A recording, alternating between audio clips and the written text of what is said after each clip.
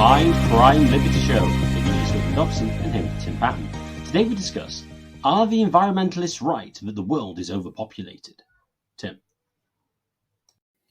So today I'm going to discuss a topic which is not very particularly popular for either side.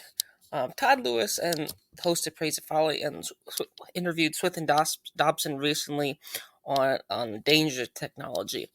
And you and I, Swithin, basically agree about technology. It just accelerates things. It doesn't really change anything per se. Although there is one technology that's different, and that's birth control, and we'll get to that. But a lot of technology, all it does is just accelerate things. So, like, airplanes are just faster ships and so forth. And why am I talking about this? Well, one of the accelerations things is the fact that the world can hold more people than it ever could. And we actually use less land than we did previously. And if you get people like Peter Zien, Peter like Alex Epstein, the moral case for fossil fuels, Matt Ridley, even Steven Pinker, the world is just very productive.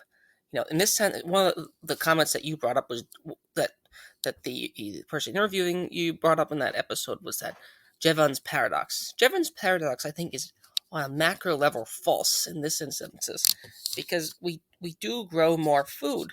Yes, we grow more food, and this allows more people to live on the earth with less land, or less farming land. This is a fast fact Matt really likes to throw out, as well as Steven Pinker, I think. And this means that modernity just has a lot more people around than any other time in history. I think there's a certain date that where more people are alive after this date than before this date, and it's in the last 100 years, if not 50 years. That's it, because like hunter-gatherers require huge territories, and you get into this buffaloed idea where the myth of the ecological Indian, which is that they require huge territories, and they're not that particularly good for the environment. We've discussed this before here, but the problem to me with that is, A, no one who's listening to this lives that way, or could live that way potentially, or B, could everyone live that way in the Kantian territory? Could everyone live with this territory? Unless we have superabundant energy, which is an ironic point for the overpopulation people, it's basically impossible. If you look at people like Roger Scruton living alone on his farm in England, I mean, yes, but he's sort of like an elite in this sense. Now, Roger Scruton probably didn't think of himself that way, but he clearly was upper middle class at that point.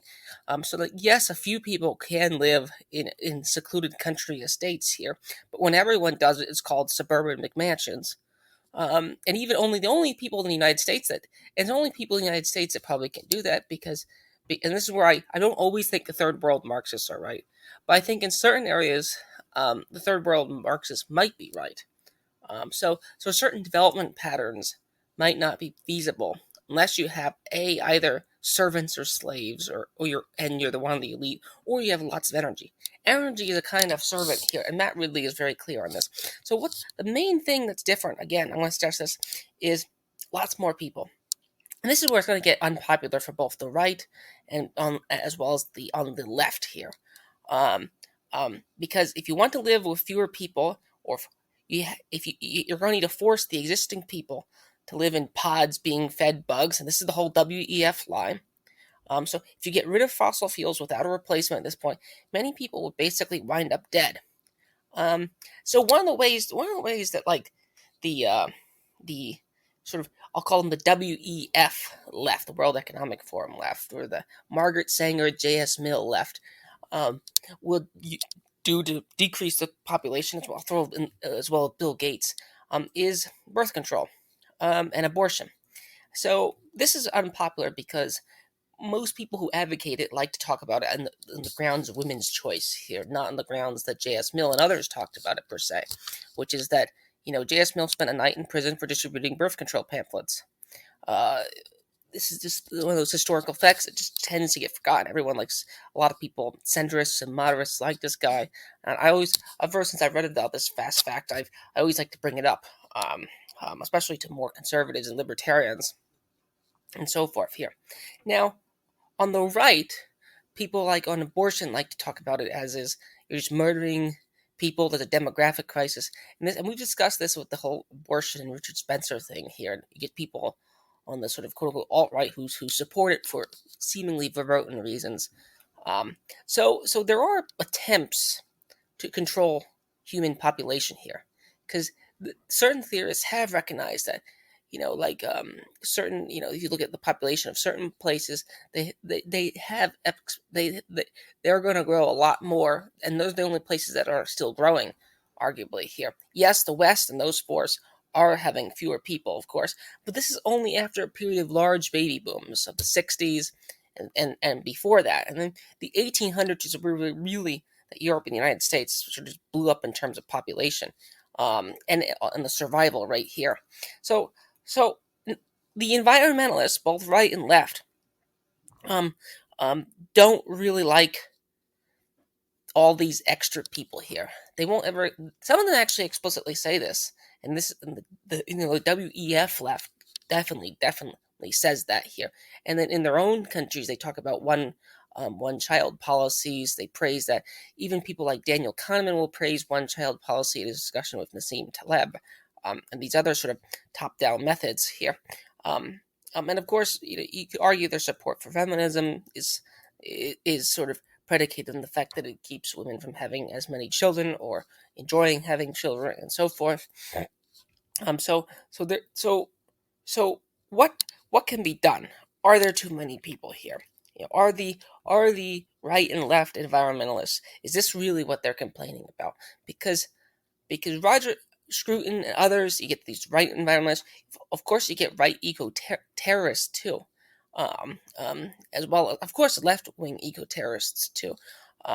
But there is whatever Ted Kaczynski's precise political politics, he's all over the place here. But he would be an example of someone who doesn't fit routinely into this sort of typical left/right thing. And he complains, that's another area where a lot of what his complaints are, and you discussed that at your episode with Todd Lewis, could basically boil down to technology has allowed large cities and these large empires with lots of people here. Again, the population of Rome, which is the biggest city in the world, was 1 million. In my area, I can drive 300. I can find a city with 1 million people. Not that hard. Or at least if you include the surrounding areas, it's not that hard. So this is I'd say the difference here with technology here, and it goes back to the simple idea of acceleration. It may not have, unlike what people like Keynes and Mill thought that would decrease the work. It hasn't decreased the work. It's kept the work. It did decrease the work somewhat for some people, but it has increased the ability for the Earth to have more people here. And the only way to have fewer people is to control it either quote unquote artificially, and that brings up a bunch of other can of worms here, which I sort of want to get into. I'll start with you, Swithin. What do you make of my comments here on the so to speak, population explosion? Yes, it's going down in places like Europe and the United States, but this is, again, I'm going to repeat this. It's only after a period of about 150 years, where like United States population was like 20 million. And I think England's population in the Napoleonic Wars, I want to say, was like 6 million. You basically want if you just include the ethnics, 6 to 50 or 6 to 55. It's incredible, the population growth. So I do think this is a huge change in the sort of social fabric here. And you get to these theorists that a lot of people on the right like Aristotle, for example. He basically flat out says that you can't have a city over 100,000. You can't have a polis over 100,000. I think most cities in England are probably, places where people live are probably over 100,000 if you include the surrounding areas here, which of course you have to do. So that just creates an alienated society here, in that sense. So, Swithin, are there too many people? What would be the ideal population? That's a very interesting question. I suppose when people tend to talk about optimal populations, because obviously you need a concept of an optimal population before you can say whether there's too many or too few people. And it would really, I suppose, in certain ways, looking at it to say the population required to have the highest average real income, because that would then correlate to the highest sort of standard of living. Now, of course, you could quibble with that, fair enough. But if you were going to measure it, that's probably the best way you would go about doing it. And as you point out, until things like 1750, at least the British population was growing slowly, not very quickly. And most of the, you had, as Hopper refers to as a Malthusian trap. You'd have an increase in sort of productivity, population would go up, that would eat the spare resources and then bring down the average. So not necessarily productivity, but you'd be able to increase the food production. Population would go up, but then material standard of living would go down again to the previous level. But you have the big change in around 1750, where the population starts going crazy, predominantly because of child mortality rates going down. The birth rates, my understanding is, are pretty similar. They're around 5 to 6 until you get into the late 19th century. That's at least according to the Wikipedia entry, charting from memory from about the Elizabethan era. Maybe slightly later, maybe it's the early 17th century. But it's going to come about 5 or 6. So the question is just on average standard of living. Well, I say average real income is, well, how many people do you want? Because clearly, before the Industrial Revolution, it would seem to be the case that having more people beyond a certain level actually reduced the average standard of living. But that said, that doesn't follow having a lower population we did have would be beneficial, because clearly one of the big advantages of a larger population is the increased scope of the division of labour. If you live in a small village and you have no decent trade routes with anybody else, the scope of division of labour is very limited, because the probability that enough people want your service is very, very small. So, I mean, for instance, I do tutoring and a lot of it online. Ever since everyone decided to go online, it meant that there were a lot more people I could sell my services to, and would mean that there'd be more people who would be able to provide similar services to me, just because, well, the market is a lot wider. So even in the pre-industrial period, there is an advantage to having more people. But then the question is, well, have we got too many people? Well, I mean, when you look at the average standard of living, it does seem to be the case it's gone up significantly. So, I mean, we don't really have prima facie evidence that the world is in fact overpopulated, unless, of course, what you want to say is, the current standard of living is somewhat unsustainable. But then you get into the problem of, well, what constitutes sustainable and what constitutes unsustainable. I remember arguing with an environmentalist saying, oh no, we should minimize resource usage. And I was like, well, but why? Was so other generations can use it? It's like, well, but how many generations should we assume exist? I mean, even if you take standard things of like heat death of the universe is going to end at some point. So how are we going to kind of like discount future generations, etc.? I mean, it's not obvious that you should just leave it in the ground or minimize resource use. That's I mean, a thought experiment I've always used, well, I haven't always used, I came up with it a couple of years ago. If you go to a planet, how quickly, and suppose you have the option of people living on that planet, humans and your descendants living on that planet, let's say for a million years with a subsistence existence, or humans living on that planet for 100,000 years with a really, really high material standard of living, at which point they'll die, which is preferable? It's not immediately obvious that the former is preferable. And that, you could, I think, plausibly make many arguments that the latter is preferable. So you've got to really throw in the sustainability thing as well. And I also think, to a large extent, a lot of the resource depletion arguments are just a result of bad economics. And I'm really, it's kind of odd that people think this way. It's like, oh, what happens if oil runs out? It's like, it probably won't. I think, as Matt Ridley has pointed out before, we've never run out of a non-renewable resource. If oil becomes more scarce, the price will go up and people will find alternatives. Now, of course, you might eventually not find alternatives. But, I mean, so far, we've found the alternatives. So if you want to make the overpopulation argument as currently stands, I think what you want to say is somehow that, as Ted Kaczynski does, that industrial society is bad. Even though material standard of living is higher, it is unfree in certain ways. You make an interesting point about Aristotle saying the polis needs to be 100,000 and you got cities of the size of 1 million. That is, and so you can't really have the ideal form of governance there because the appropriate size of the polis should be too large. That's an interesting question. It's something I'm thinking recently about. Why are cities so densely populated? There could be various reasons for that: zoning, land taken out because of absentee landlords, etc.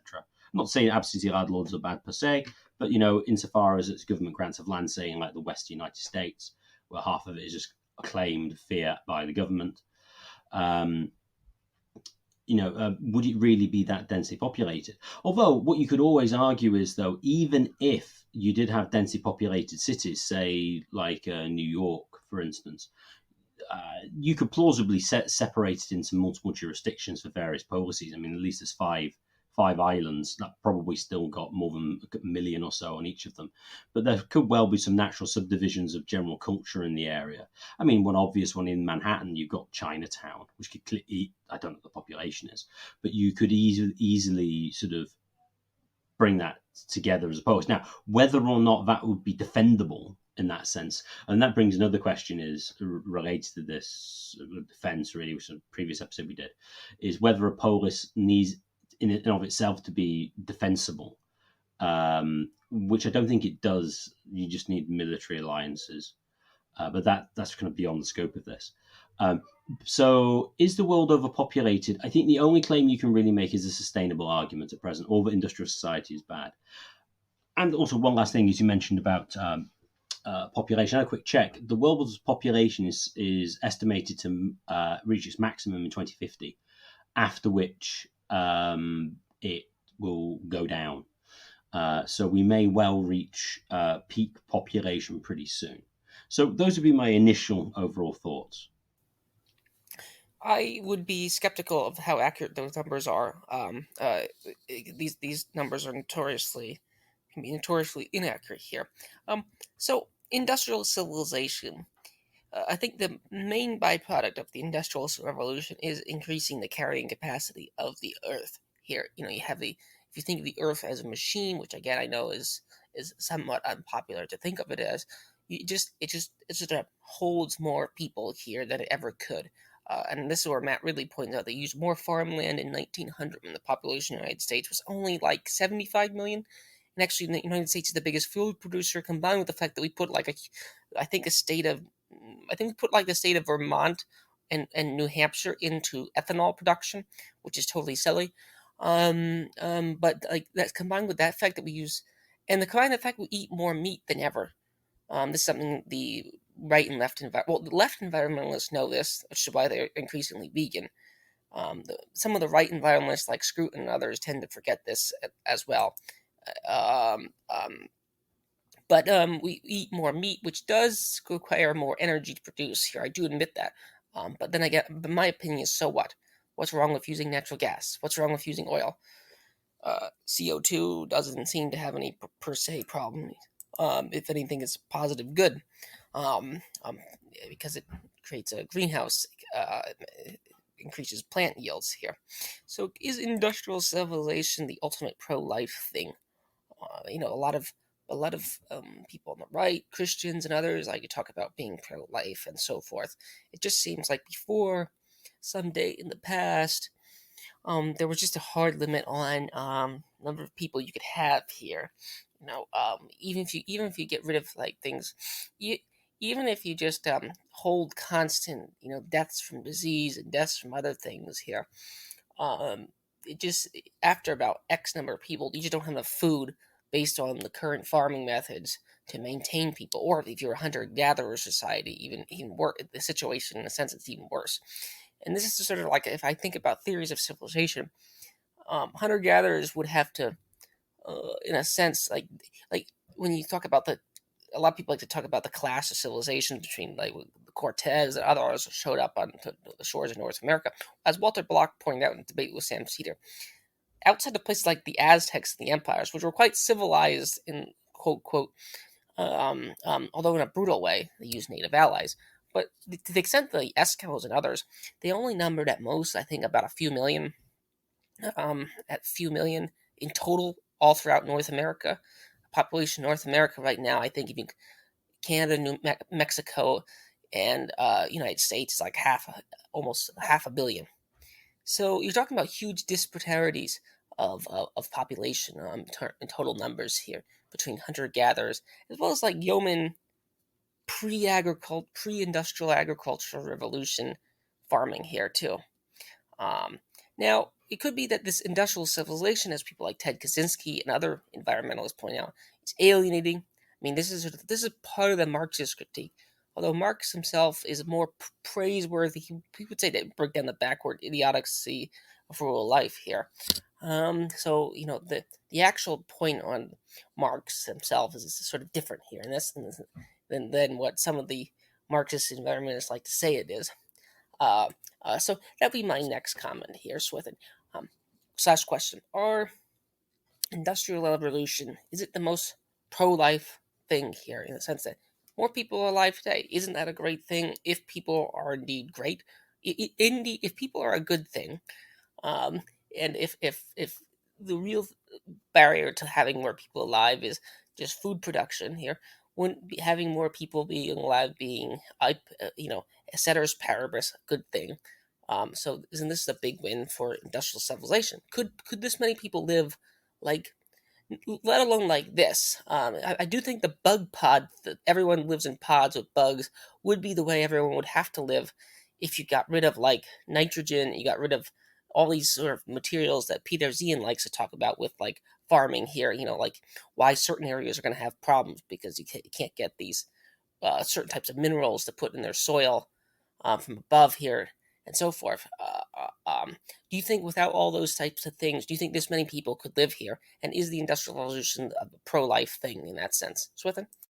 Well, clearly it is. I mean, you have a test case of this, although I don't know it hugely well. But my understanding is that Sri Lanka decided he wanted to go to entirely organic farming, at which point he had a famine, and they chased the leader out of the country. And food production collapsed and needed aid. And so it seems pretty obvious that nitrogen fertilizer, etc., is essential, at least at present, for large-scale food production. And whether or not you can convert to like geoengineering to more grassland or whatever and get more sort of standard, like say standard, I mean organic production or whatever to make it work, maybe. But currently, yeah, I mean you clearly do need it. And so industrial society, if you're concerned about keeping people alive, is really important. I mean, it's interesting to mention, if you talk to most sort of normie environmentalists, that's about, oh no, resource use should go down. Oh yes, but we should give loads of money to healthcare, keep people alive.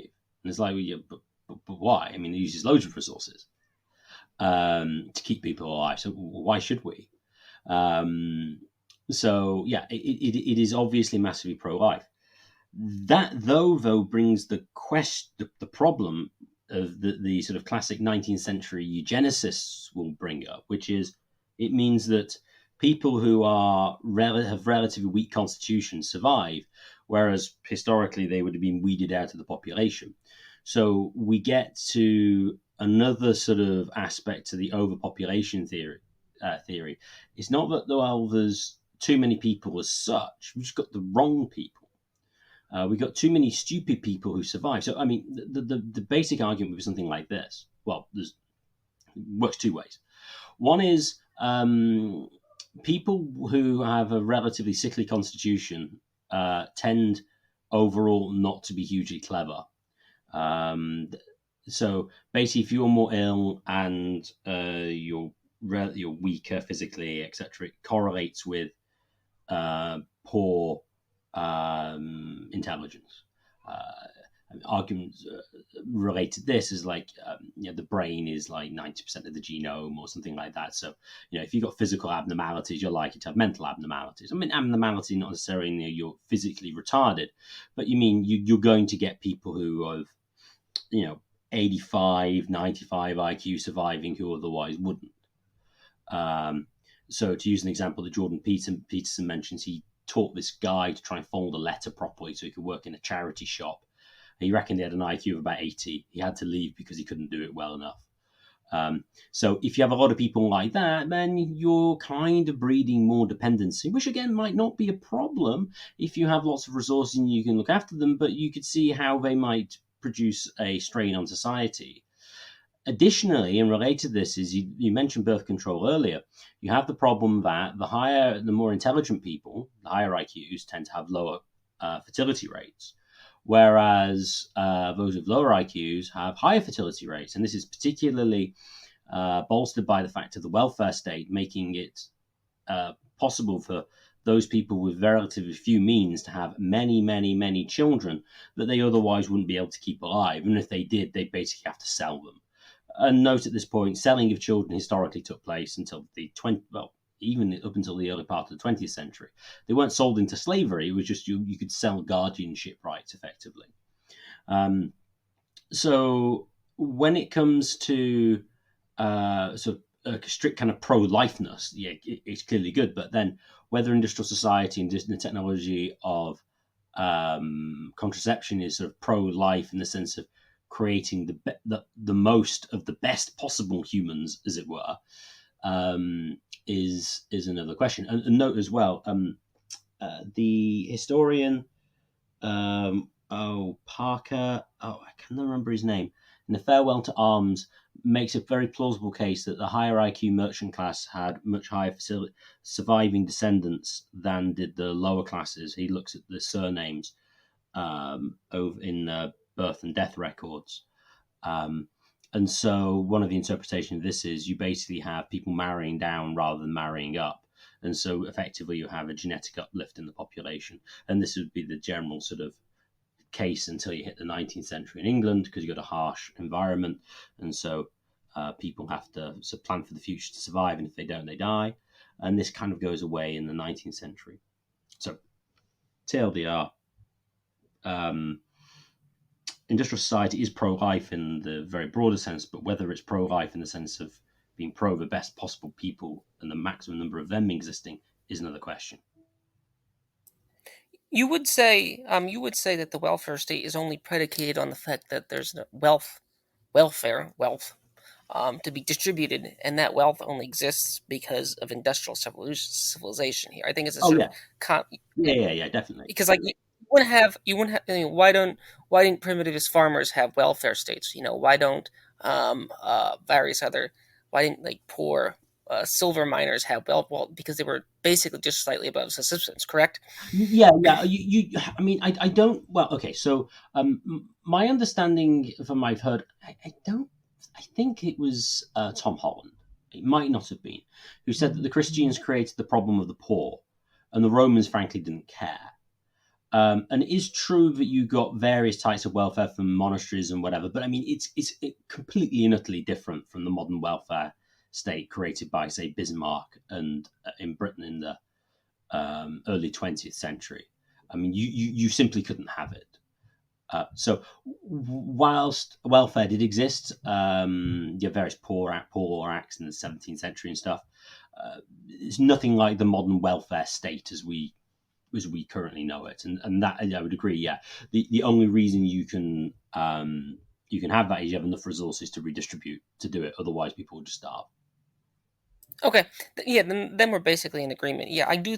There is a question like how the past here, but again, there's just one thing is there's very fewer people around to begin with in the past. I mean, this is one of the big differences with the present and the past here. So that it might be more plausible to have, even though there's maybe less wealth, maybe there could be some degree of generosity here that might not be there today here. And you do get this problem with telescopic altruism, where certain wealthy societies will send all their resources to help people far away instead of helping the people in front of them here, which is never a problem. I think in particular that Europe and the United States have that the other parts of the world obviously don't have here. They for better or for worse here. So that would be as far as those points are concerned here. So listening to a lot of environmentalists, the quote-unquote right-wing ones like Todd Lewis, Ted Kaczynski, but also, for that matter, the Wehrmacht, because the Wehrmacht, we talked about Lebensraum, and this is all, when you bring this up to environmentalists, and as Ann Coulter pointed out, the Sierra Club, up until like 10 to 15 years ago, was against immigration, for very simple reasons. It's not that hard to figure this out. If you want parks and other things, doubling the population in the United States, especially if the United States is per capita the biggest resource consumers in the world, is not a very good idea here. If you think resources that are scarce, not scarce in the economic sense that you have to go out and produce more, but scarce in the sort of absolute sense. And you think that using them is bad. So, as Ann Coulter would point out, the Sierra Club was against immigration here. If these environmentalists are right, and of course the left wing environmentalists, I don't need to mention them. There's numerous of them. You can find them in the Guardian. There's always an article I like to forward to people. There's this sort of upper middle class couple, and the wife wants to have a second child. The husband doesn't. The reason the husband wasn't is it's just one more consumer. Um, I think if you want to talk about the most anti-human uh, viewpoint here, who needs eugenics or birth control when you have that at play here? Of course, these are probably quote unquote more intelligent people, but then you have to ask, this is the question: are these people really intelligent here? If that's their view towards life here, so maybe Nassim Taleb is right about intelligence. Who knows? So my final question here is, maybe civilization of this scale is merely fragile. I want to bring up Graham Hancock. Graham Hancock gets made fun of and parodied at times, but his TLDR version, his normie version of his theories, this is a non-alien version, that there was a technologically advanced society, probably Atlantis or something like that. So he says that Plato talks about, and it just fell apart here. Now, a lot of archaeologists say, well, where's the evidence of this society? And yeah, I oftentimes think about our own society, how much of our own society would survive in 10,000 years. The stone buildings a few stone buildings might, but not that many. Maybe Mount Rushmore, maybe a few big stone carvings in mountains. But if a mega flood happened, all the plastics, they do eventually decay in 900 years. So that's his theory, and a lot of critiques. One of my criticisms of a lot of environmentalists is they're not pessimistic enough. I'm like John Gray. You really think that if CO2 really is a problem, yet you also don't want to engage in depopulation of the earth. It just seems like these things don't line up. You can't have all four of these. It's like the cup game where you can't fit all these cups in the one area. One of these things has to go here. So that's why I asked do environmentalists think there's too many people here? Because the way they want us to live is their actual solution is put us into bug pods. That's one of their solutions. But if that's not their solution, they're just going to have to kill off huge numbers or prevent people from forming here. And this is where conspiracies quickly realm, which often turns out to be true. Bill Gates there are all sorts of shady things about birth control and sterilization, things with the Gates health initiatives. Again, people have a sort of canned view on abortion. It's a women's choice, or it's, Satanists and things like that. But if you look into these other initiatives, things get really weird. And Whitney Webb will talk about this. Other people will talk about this. Alex Jones will talk about this. It gets really weird, really quick, and you don't really know what to think here. So I will say that you could just say that society of this scale is just simply fragile. I think that might be correct. Here. But at this point, I would just say that, what's the alternative here? Like it doesn't seem like we can defragilize this. This came up in the pandemic. Like Taleb was talking about, Taleb would like to talk about, you need to have islands away from people. Well, you have the Sinhalese. I might be saying the name wrong, but North America and South America were sort of continents away from people. Before Columbus, and in that period here, that doesn't exist anymore thanks to technology. So any bug will just go global thanks to 787 Dreamliners and all these elites private jets will just go global instantaneously. So there's just certain things about modern civilization that are disanalogous with the past, And I'd say the large scale technological growth is, and in this sense, we are like the Matrix. There's a scene in the second movie, The Matrix, where they're in New Zion and they look at the machines. They're totally dependent on them. I'd say yes, we are. Contrary to what Ted Kaczynski in this sense is right. We are dependent on the machines to stay alive here. But unlike a lot of the environmentalists, I don't think that's bad. One of the things that you're not dependent on nature. I mean, nature is an extremely violent machine too. Like if you're a lion or you're a bird. There was a bird nesting near my house. And one of the eggs fell, and I was just thinking, that's. I was thinking about the Frank Sinatra song "That's Life."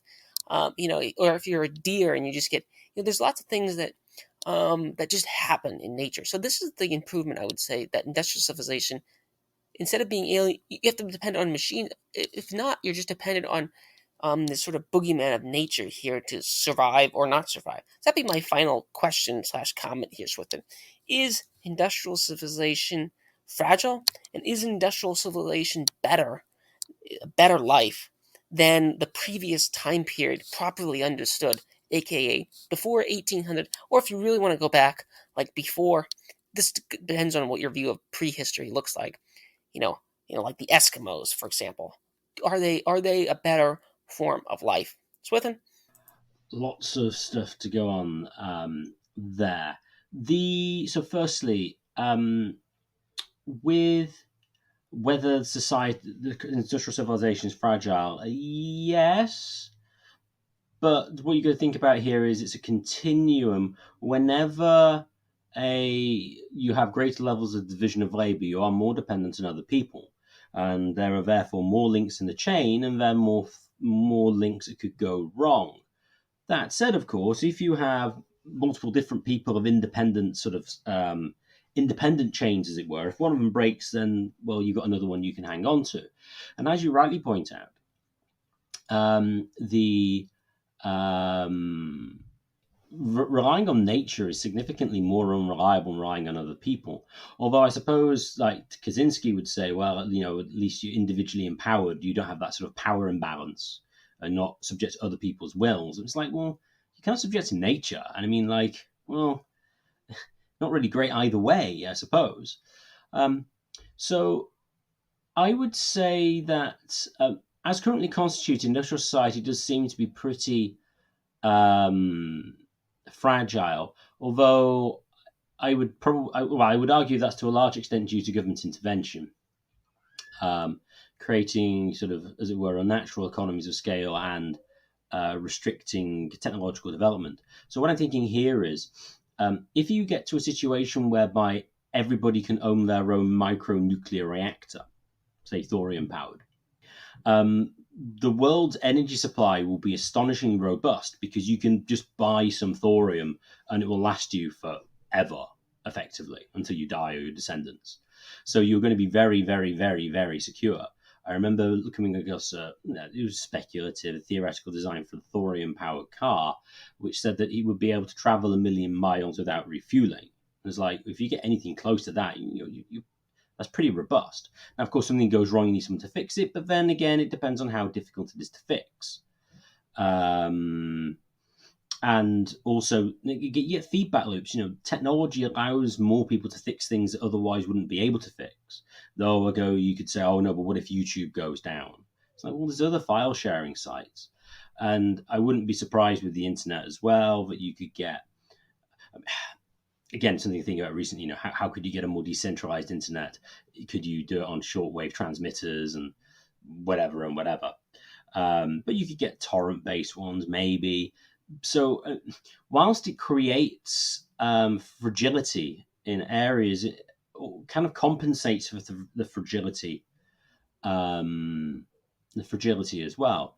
And as to whether the society is more preferable, I mean, I think you've kind of come to this as before, is that technology really functions how slaves did historically.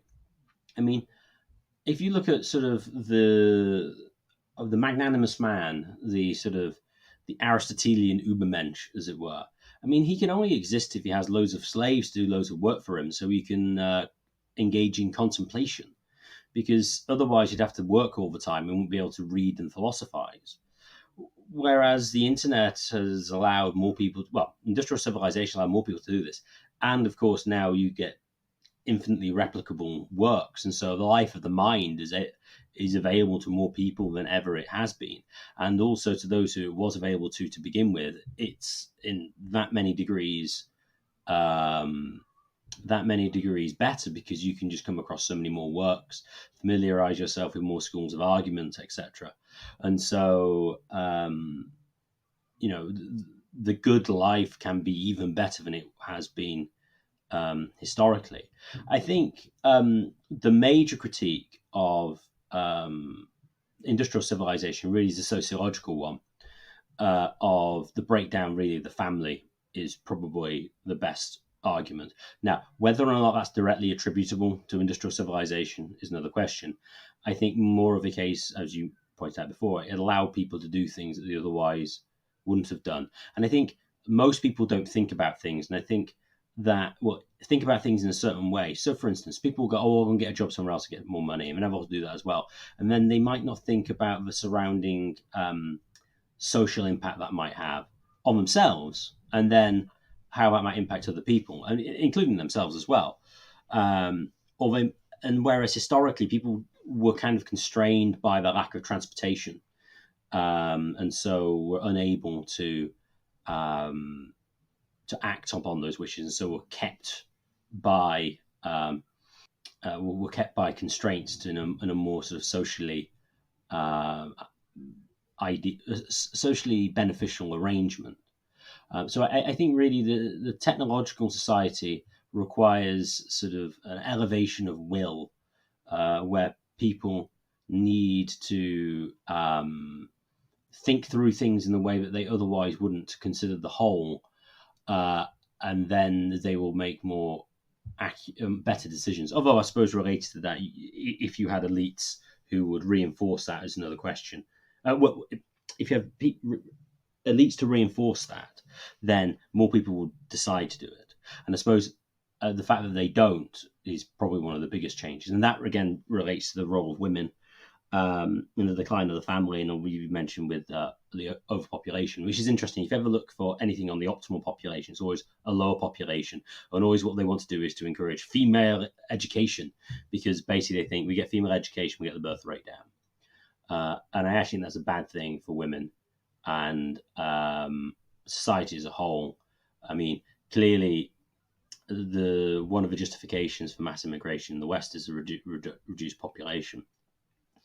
And also, I think that most women do want to have children and be it in the heart of some sort of personal,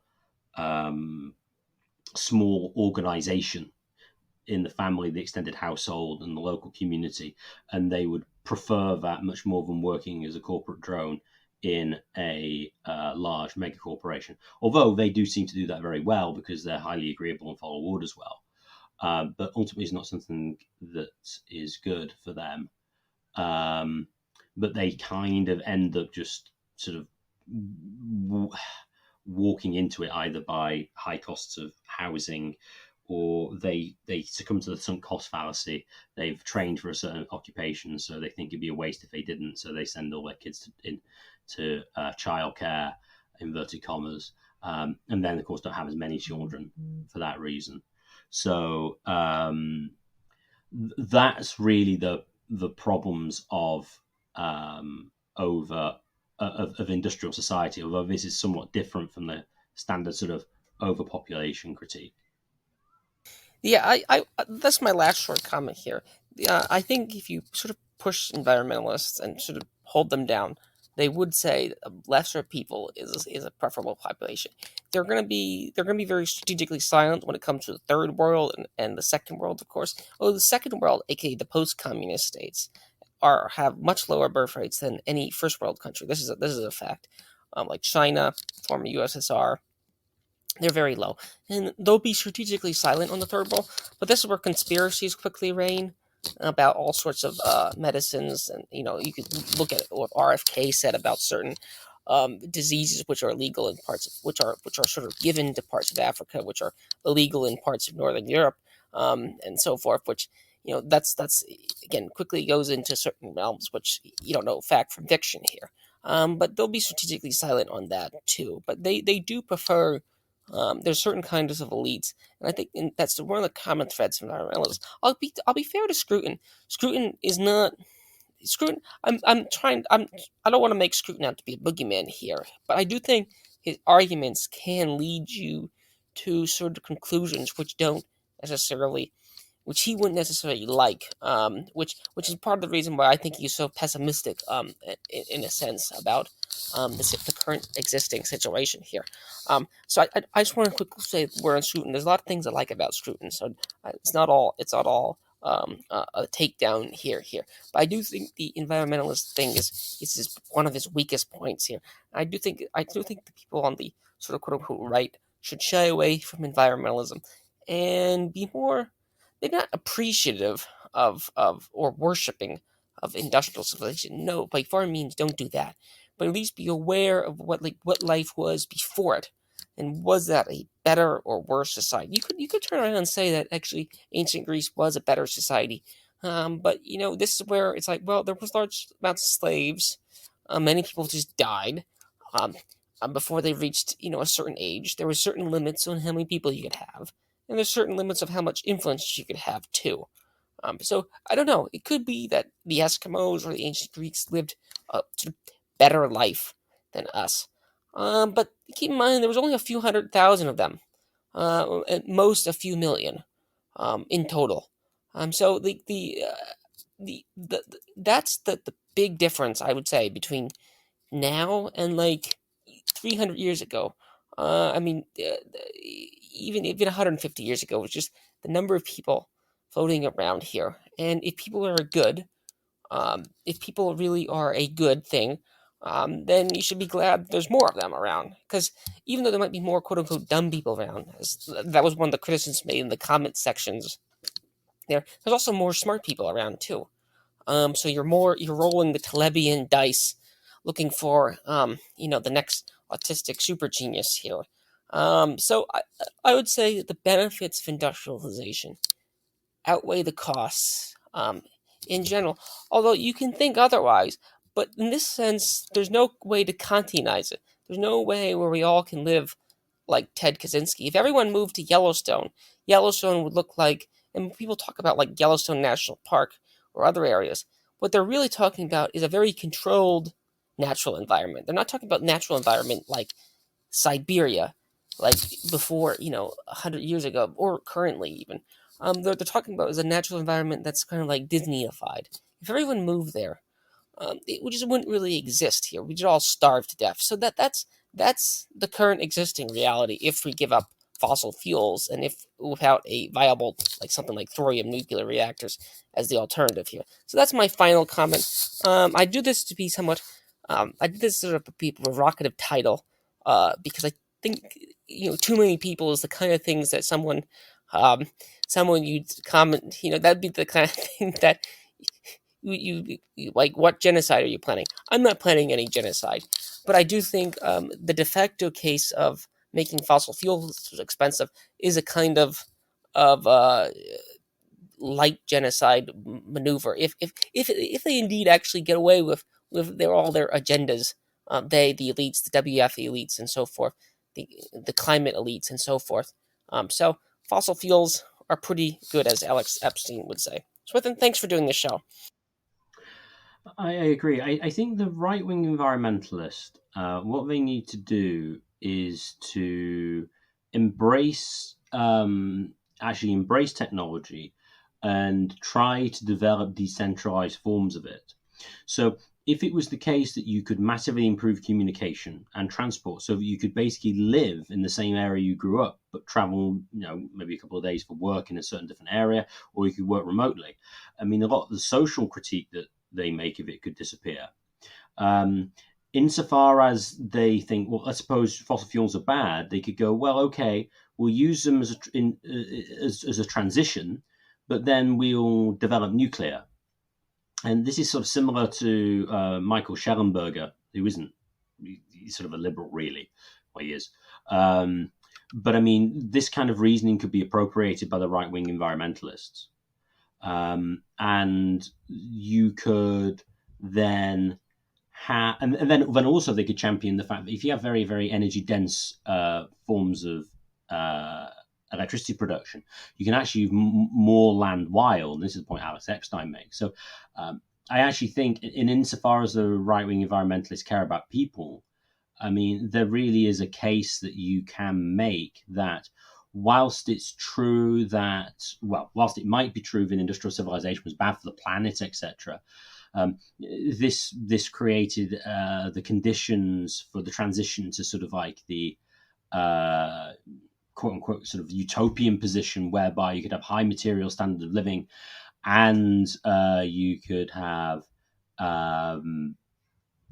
minimal impact in a certain way, or at least the impact that humans can have can be very concentrated in certain areas. So you have lots of wild areas as well.